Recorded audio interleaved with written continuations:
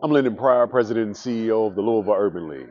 Our city is facing a lot of challenges, but in order for us to overcome those challenges, we need a lot of people to do what they are supposed to do. That includes our elected officials, those in positions of power, as well as each of us as community members. We can overcome these challenges together, whether that be the consent decree or issues with JCPS or transportation or housing, if we all work together and do our part. That is what this is about. That is what this moment is about. We all have to get to action. We can't just sit by and complain. We've got to spring into action and to do the work. But we can do it together, and we can make this city what it's supposed to be for everybody at every turn. To those in our community who demanded change, thank you for speaking up. To our community, thank you for your partnership as we move forward. Well, we're going to be talking about the consent decree that was recently signed between Louisville Metro Government, the Louisville Metro Police Department, and the U.S. Department of Justice. At the end of the day, the people of Louisville deserve constitutional and effective policing and nothing less. Thank y'all so much for joining us again for the Stay Live Stream series on the consent decree here in Louisville. You know, it's between the U.S. Department of Justice, Louisville Metro Government, and the Louisville Metro Police Department. Last week, we gave you an update that although February 18th was the original date that Federal Judge Beaton had set for all parties to respond to his inquiries, he has now extended that at the request of the U.S. Department of Justice until March 20th. So we've been digging into the various aspects and ways in which the consent decree impacts our community. Of course, we're here at Goodwill, so sometimes we pause for whatever's in the background. That's part of community. Today, we are joined by the president and CEO of the Louisville Urban League, Lyndon Pryor. So thank you so much for being with us. Thank you for having me. Of course, yes. So I wanted to start out for folks who may not be aware, who are learning every day more and more about the Urban League. What is the work that you all do? Sure. So the Louisville Urban League is one of 93 affiliates in the National Urban League movement set out across 36 states across the nation, mostly in urban centers. And we all, as historic civil rights organizations, are charged with advancing social and economic equality for Black and marginalized populations. And we all do it different ways. Here in Louisville, we've been around for 105 years this year, and we do it across our pillars of jobs, justice, education, health, housing, and Black business. So we've got programs and services across all of those pillars that we deploy every day. Okay, sounds good. So I'm gonna dig in just a little bit Sure. more. So my brother went through one of your programs. He's a cross country truck driver, and and also has a felony record. So can you talk some about the work that you all do that provides people with second chances? Yeah, and so workforce development is a huge pillar for the Urban League. And so we are all about getting people into jobs, and not just any job, but we really want to get them into careers that allow them to access thriving wages so that people can really live for themselves, for their family, and for generations to come. And so we have various training programs. And so maybe your brother came through our CDL program back when we had it. State law has changed a little bit, so we haven't been able to do it in a while, but we loved having that program, but we've got other programs now that we do. And then on top of that, we provide opportunities like expungement services free of charge for individuals who may have convictions in Jefferson County. Where we take the process, all they have to do is sign, fill out the paperwork, and then we've got volunteer attorneys who shepherd that process all the way through to completion, because we believe that people should have multiple opportunities, right? Like if you have been convicted of something, that should not be something that hangs over your head for the rest of your life. We want you to be able to go out and live and thrive and have a successful life. And that should be what every American wants, honestly, in this country. We say we believe in second chances. We have to live up to it. And so we try to do that at the league. That's right. And so the organization where I work full time, Forward Justice Action Network, it's a 501c4. It's Black led here in Louisville and Kentucky, and it works across the South. And so we're in lots of coalitions here in the state. And one of them that we're in is included the Urban League, and it is the Clean Slate Initiative, where we're trying to work, y'all, to get second chance legislation passed at the state level. It would be an automatic expungement of your record. So if we can get that done, that would be a big burden off of financial burden, time burden off of people's shoulders. So, Absolutely. I'm hopeful that that will happen. Yeah. So you all do a lot around public issues and hmm public services, and you mentioned housing. So can you talk some about the work that you do around housing? Yeah, so for us, our Department of Housing and Financial Empowerment really helps people to get on the track towards home ownership. We believe that home ownership is still one of the critical building blocks for wealth building in this country. And so we are working with folks to clear debt, repair their credit, and just learn how their money works and how to make their money work for them. And then we put them on the track to be able to go out and purchase a home if they choose, right? Like we know not everybody wants to do that, but we want you to have the option and the opportunity. Like I believe people are only as free as their options, and so we want people to have as many options available to them as possible. But we also have a partner organization, Rebound Inc., nonprofit housing department organization that builds affordable housing homes as well as multifamily units, and so we work with them all the time in creating affordable units all across the city. Okay, sounds good. So I know that housing and transportation go together, Yeah. right? So do you all do any work as it relates to public transportation, for example?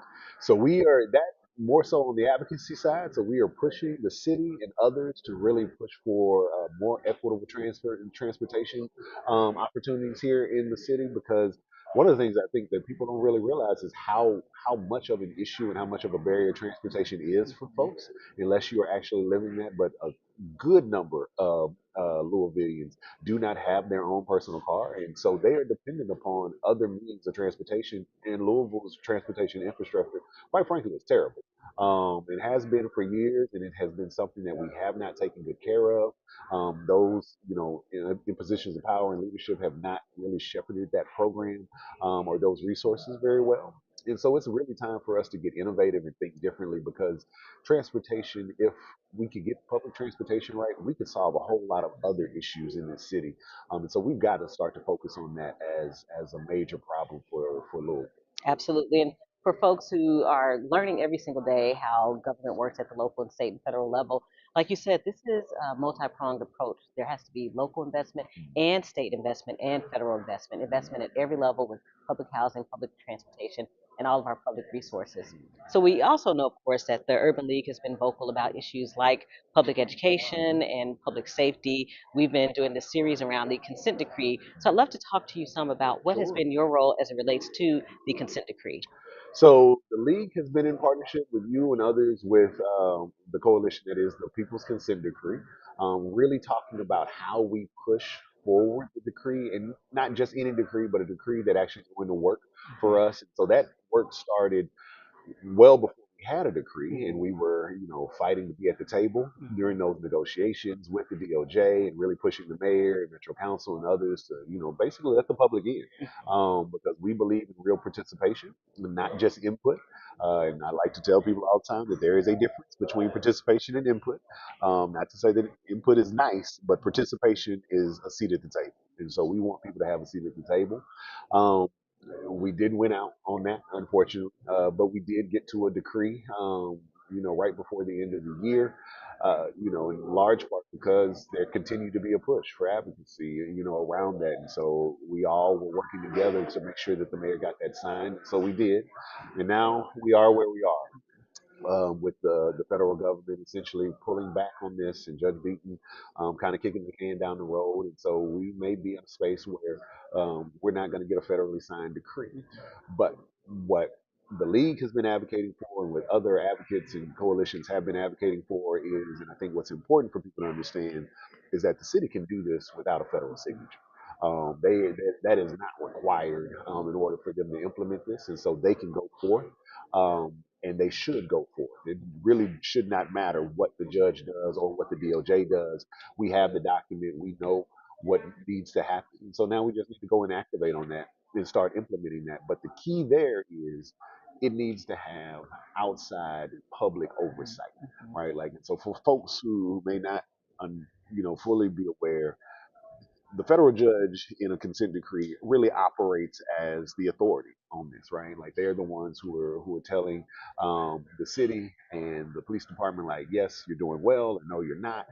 They're correcting whatever is happening with the help of an independent monitor. And so if Louisville Metro is going to go forward, and they should with the consent decree, there still needs to be somebody in that seat. And my vote is for the public. There needs to be, impacted individuals and folks who are outside of Louisville Metro government who have the authority to say, yes, you're on the right path. No, you're not. Change here, do that.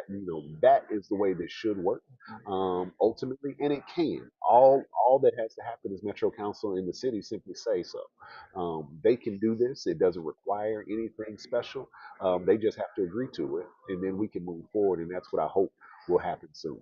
Okay. And can you talk some about what you've been doing to try to advocate for that to happen? So we have written a letter under the path forward. We wrote a letter directly to the mayor as well as to Metro Council and sent it to them, kind of outlining what I just said, like how the consent decree needs to happen. And and so we're waiting on a response from the mayor. I haven't gotten one yet. I've had a few Metro Council members reach out in support of that, and so I'm thankful for that. But that is probably one of the big things is to really get the mayor to respond and say, how do you plan to do it? He had said several times that he plans to uphold the decree. That's great. But the question is how. And I think that's the question we as a community always need to ask is how. It's one thing for elected officials, decision makers to tell us this thing is going to happen. Okay, great. Tell me how, because the how is where oftentimes we go off the rails, right? Like, because it's not like this is the first time we've been down the road with Louisville Metro Police Department, in terms of reform and all of this sort of stuff. But oftentimes we let them decide how it's going to happen, and then it never happens the way we need it to. And so we need to be asking the question, well, how are these things going to take place? So that's one thing. We've sent those demands. The other thing that we've done is we have been working with national partners. So using the National Urban League Network and other folks, we have been in communication with other cities where they have implemented decrees, some good, some bad, but really wanting to talk to, folks who have served as monitors, who served on other councils to say, what do the folks here in Louisville need to be thinking about? And so I'm hoping here in the near future to actually convene a call where our Metro Council members can hop on there and talk to people in other cities and get some wisdom, some ideas around how they can actually do this. Because I think one of the things that in this conversation, we often put a lot of the onus on the mayor. And yes, he's a big part of it, but Metro Council honestly holds a great deal of power in this.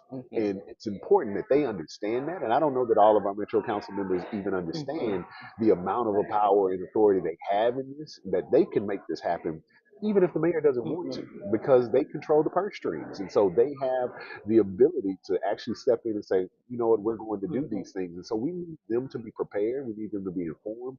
And so we're going to continue to do that as well, to try to make sure that they have as much support and resources as possible so that they can be as accountable as possible to us. I'm so glad that you said that because recently I got one of the Easton Metro Council members connected to someone at Georgetown Law who's an expert in consent decrees and deflection initiatives. Like, how can you do something other than policing, right? I always call them police for everything. So every step along the way, we need to make sure our council members are educated about not only the consent decree, but what is the impact of policing on communities and what are some of the diversions or alternatives that we can have to policing. So we're going to take a break, and when we come back, we'll dig some more into this conversation. We'll also talk about public education and some other issues. So we'll be right back. The lights of Kentucky Performing Arts shine on more than our shows. They illuminate a pathway of discovery for all throughout our Commonwealth. A pathway of creativity, confidence, possibility, of brilliance, inspiration, curiosity, and wonder. For 40 years, Kentucky Performing Arts has led a pathway to unite the Commonwealth around the joy of discovering the arts, and will continue to shine this light far into the future. Hey, I know you're watching the live stream right now, but I want to take a moment to tell you to check out this new book right here over my shoulder. Believe me, it'll be worth it. All right, welcome back, y'all. Thanks for staying with us. So you talked about the letter that the Path Forward sent to the mayor. So have you given him a timeline by which he needs to respond? So I did not. That wasn't in the letter. We probably should have, to be honest. But I'm hopeful soon. I think he's probably going to try to wait on the judge to do it. But I hope that some of his colleagues there in Metro Council, as well as in his office, will push him to respond sooner than that. Okay, wonderful. So let's talk about some of the work the Urban League has done around public education and Sure. JCPS in particular. So last Saturday, I attended the session at the Academy at Shawnee for the search for a new superintendent. Yes. There's an outside firm, y'all, that's managing this process to search for a new superintendent. And I know that the Urban League has been involved with JCPS issues Yeah. historically and to this day. So can you talk some about the role of the Urban League as it relates to public education? Yeah, and so we believe that education is one of the most critical tools we have in community, as well as to advancing society in general, making this a better, more progressive place for everybody to live. And so, education is foundational in that. And so, we want to make sure that public education, in particular, is always what it should be, and is serving all of our kids equitably. Here in JCPS, obviously, where we have the majority of the students are Black and Brown students and coming from various backgrounds, we want to make sure that it is a system that is truly serving all of those students and the needs that they have. And so the Urban League's role in that is, as I like to say, is we are going to be chief critic, but we are also going to be chief partner, right? Like we never come with with a complaint without a solution, or at least the willingness to work towards a solution. And so, we have an interesting relationship with JCPS because on some things we are hand in hand, lockstep, and on other things, we may be at odds on opposite ends of the table. So but we're always at it to for the best outcomes for our kids. And so, whether that be transportation, and busing as we've had over the last year and a half, or curriculum changes, or work with the academies, or now the superintendent search, right? Like we're doing everything we can to ensure that JCPS is the best and healthiest that it can be for all of our students. And I say that not just as the Urban League CEO, but as somebody who has two kids in Right. elementary school in JCPS, right? Like, so I care about this in a very personal way Yes. because I have people who are going through the system, and I want to make sure that they are going to be served as best as possible.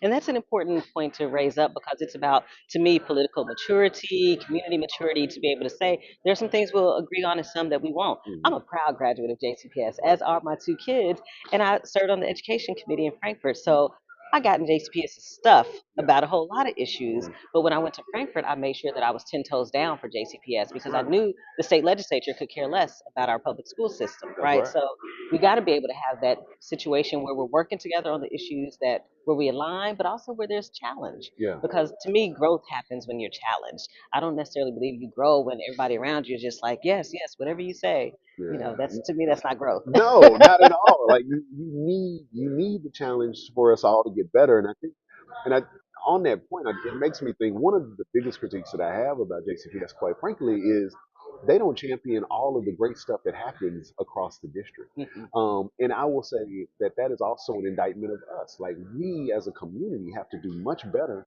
about talking about the good things that happen in that school district. Like it produces literally tens of thousands of brilliant minds doing amazing things while they're in school and then after the school. And so a lot of times JCPS gets beat up on up in Frankfurt. And sometimes we as a community get caught up in that. We Yeah. like to think like, oh, okay, JCPS is just terrible or all these sorts of things. And it's not to say that it doesn't have its problems, because certainly it does. But there is no school district that doesn't.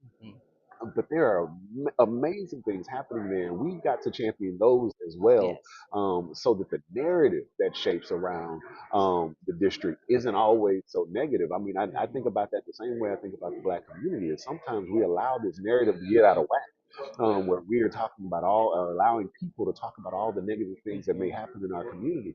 And that's just not the truth. That's not the lived reality that any of us really have. Right. And so we can't allow others to shape our perspectives of what's happening in our district. We really have to champion the great things that are happening and push them to be better in places where they're not. That's right, Mm. absolutely. So my call to action to you, JCPS, is listen to the grandma who spoke on Saturday at the Academy at Mm. Shawnee during the search process, who said, I'm taking care of a grandchild who's in JCPS, but I don't know what JCPS does and what the good news is that's happening. So I encourage and challenge you, JCPS, to make sure you're putting the word out there to the folks who are not in positions, right, and who don't have titles. They need to know what the good work is that you're doing so that they can be your champions and your ambassadors as well.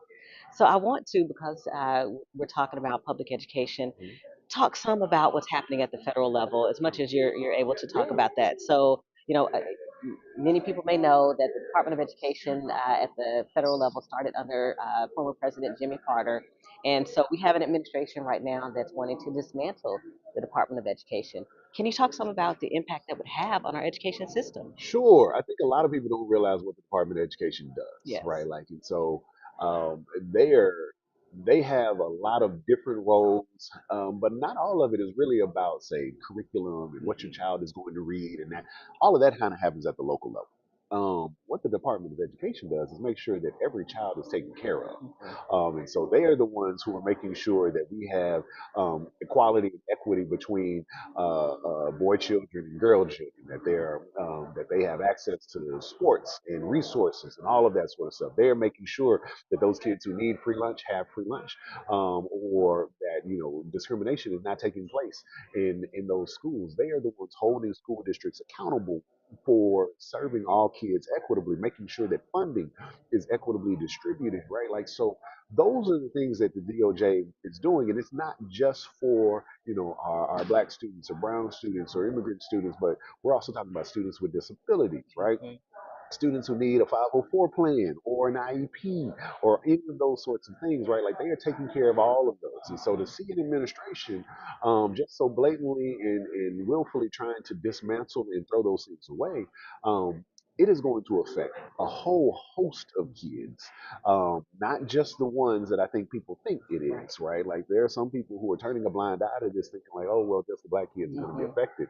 No, no, no, no. This is going to affect all of our children in very consequential ways, and we've got to do everything we can to push back and fight back against that. And the other thing that I will mention about what's happening in DC around education is, I think it's important for people to recognize um, kind of what this is about, right? Like, and so on its face, some people may say like, "Oh, this is about discrimination. This is about wanting to put certain people in their place." And yes, that I think for some of them it is. But I think this is also ultimately about control, right? Education and knowledge allows for informed people to make better decisions, to have options, to think about who leads them. Yes. And I think that a lot of the folks in Washington or who are implementing these changes, they know what polling data says, and it says that the more educated people are, the less they agree with them, Yes. right? Like, and so there is an intentionality around, if we can do things to keep people uninformed, to keep them from learning and from knowing things, then that works for us because they are more easily manipulated, they are more easily controlled, right? Like, and so some of this is also about domination and how empowering, how people can hold on to it for as long as humanly possible. And so we've got to really be critical about what is going on and not get too caught up in kind of the noise of it all, but really think about, like, what is at play here? Why does somebody not want you or your child to learn or to know or to have information, right? Like, what is that about? And then begin to act on that. That's right. Far too many politicians have a disease called PDC, and that's power, domination, and control. And that's absolutely what they want to have over people, and that we have to stand up and fight back. It's Black History Month. If we're not going to own that power, that agency any other time, we need to make sure that we're doing it right now. So we're coming to the end of today's conversation, but I wanted to make sure you had the opportunity, Lyndon, to share anything you'd like to share with folks as they're tuning in. Sure. I mean, I think right now we are in a moment where there's a true call to action, right? Like, and so I think a lot of people will see this, or they see stuff on social media, or they'll see you, and they kind of wonder like, oh, okay, what do I do, right? Like, what is my role in this? And I think it is important to understand that everybody has a role right now. Everybody can do something. You can contact your city council member. You can contact your state legislator. You can contact your U.S. congressperson, and make sure that your voice is heard. You can share information with your neighbors. You can do all sorts of things to make sure that people are informed and that they are acting on the things that mean to them. Like, people power still works. We saw it with the consent decree. We saw it throughout the protests of 2020. Like, people power does matter. And so we have got to harness as much people power as we can, so that we can continue to move forward as a country. This is not a time to sit on your hands or to watch and to just kind of wait and see what is going on. You know, the elders often say, like, people wonder what they would have done, you know, in the times of Dr. King or Malcolm X or whatever. And the reality is, you are doing it right now. Whatever that is. If you are not engaged, you are doing exactly what you would have been doing then. If you are engaged, then you are doing exactly that, because the fight never stopped. I know that is a narrative that we like to think about, that somehow after the Civil Rights Act passed, that, you know, and Barack Obama got it inaugurated, that, you know, all the things worked, right? Like, no, we are still in the thick of this, and we will continue to be in the thick of this for foreseeable future. And so we've got to do a lot of work and continue to engage. So do exactly what you can. If you need help or direction, feel free to reach out to Louisville Urban League, lul.org. Follow us on social media. Stop by the office, 16th and Broadway. We will help. I know, Attica, that you will. There are tons of resources, tons of places for you to get engaged, but don't sit on the sidelines. Don't let something happen to you. Be a part of the change that you want to see in this world. Absolutely. Thank you so much for that. Thank you so much for being our guest today on Stay Live Streams and having this conversation with us. Appreciation to everyone who has tuned in. Shameless plug, because I'm proud of the Parkland neighborhood. We have reclaimed the historic Carnegie Library in Parkland. It is having its grand reopening this upcoming week. So check us out on the 28th for the ribbon cutting, and on Saturday, March 1st, for an all-day family fun day at the historic Parkland Carnegie Library, 28th and Virginia. So we'll see you there. Whatever you do, please stay healthy, stay safe, and stay live. It is our duty to fight for our We freedom. will not make excuses. We will make changes.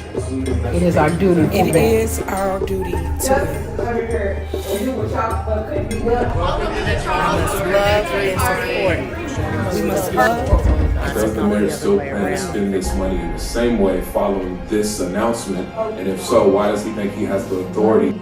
We have nothing to lose. I've been here every day. We have nothing to lose but our chance. But our chance. But our chance.